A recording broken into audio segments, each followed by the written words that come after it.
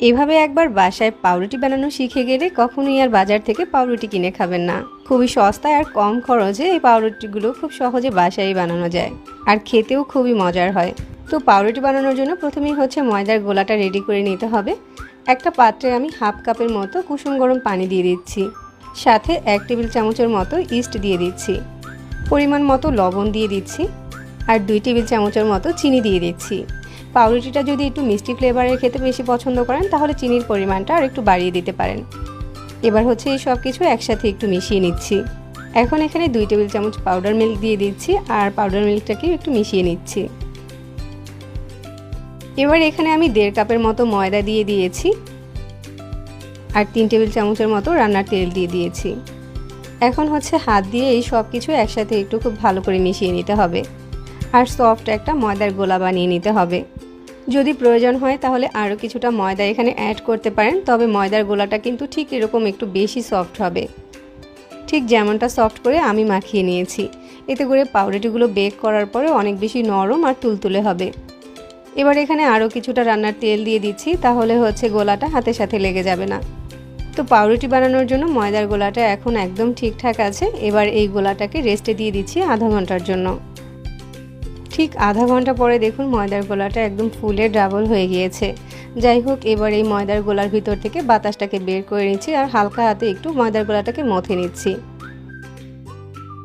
ময়দার গোলাটাকে একটা বোর্ডের উপরে নিয়ে এটাকে একটু ভাগ করে নিচ্ছি। পাউরুটিগুলো চাইলে কিন্তু লম্বা করে বানাতে পারেন, আবার আপনার পছন্দ অনুযায়ী যে কোনো শেপে বানাতে পারেন। এখন এই ময়দার ডোগুলোকে হাত দিয়ে ঘুরিয়ে ঘুরিয়ে এরকম একটু গোল করে নিচ্ছি। প্রতিটা ময়দার লেচিকে এভাবে হাত দিয়ে গোল করে ঘুরিয়ে একটু সেট করে নিব।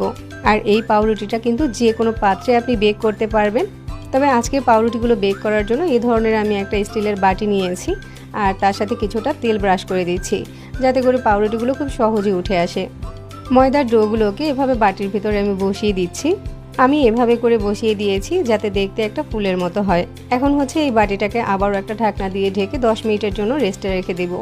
10 মিনিট রেস্টে রাখার পর ময়দার ডোগুলো কিন্তু আবারও ফুলে ডাবল হয়ে গিয়েছে। এখন পাউরুটির উপরে সুন্দর একটা কালার আনার জন্য দুধ আর ডিমের কুসুম আগে থেকেই মিশিয়ে রেখেছিলাম, ওইটা ব্রাশ করে দিচ্ছি। এখন এই পাউরুটিটা বেক করার জন্য চুলায় আগেই একটা হাঁড়ি বসিয়ে 10 মিনিটের মতো প্রিহিট করে নিয়েছিলাম। এখন এর ভিতরে একটা কাগজ বসিয়ে দিচ্ছি, এতে করে পাউরুটির উপরে সুন্দর একটা কালার আসবে। তারপরে এই বাটিটাকে বসিয়ে দিচ্ছি। আমি চুলার আঁচ একদম লোতে রেখে পাউরুটিটাকে 25 মিনিটের মতো বেক করে নিয়েছি। আর এখন দেখুন উপরে সুন্দর একটা কালার এসেছে, আর পাউরুটিটা অনেক বেশি ফুলে গিয়েছে। উপরে এখন একটু বাটার ব্রাশ করে দিচ্ছি, চাইলে একটু তেলও ব্রাশ করে দিতে পারেন, এতে করে পাউরুটিটা অনেক বেশি সফট হবে। পাউরুটিটা এখন অনেক বেশি গরম আছে, এটা ঠান্ডা হয়ে গেলে আমি আপনাদেরকে দেখিয়ে দিচ্ছি। দেখুন পাউরুটিটা অনেক বেশি নরম আর তুলতুলে হয়েছে। পাউরুটি বাসায় বানালে যদি এত সুন্দর হয় তাহলে কে না বানাতে চায় বলুন। আর বিশেষ করে এই ধরনের পাউরুটিগুলো চা দিয়ে খেতে কিন্তু খুবই ভালো লাগে। পাউরুটিটা দেখুন কত বেশি নরম আর তুলতুলে হয়েছে। আর আমার হাতে বানানো এই পাউরুটিটা যে কতটা পারফেক্ট হয়েছে এটা তো দেখেই বুঝতে পারছেন। আশা করছি আজকের রেসিপি ফলো করে যে কেউ কম খরচে বাসায় পাউরুটি বানিয়ে নিতে পারবেন। সহজে আমাদের রেসিপিগুলো ভালো লাগলে আমাদের পেজ ফলো করবেন আর চ্যানেল সাবস্ক্রাইব করবেন। সবাই অনেক বেশি ভালো থাকবেন। আল্লাহ হাফেজ।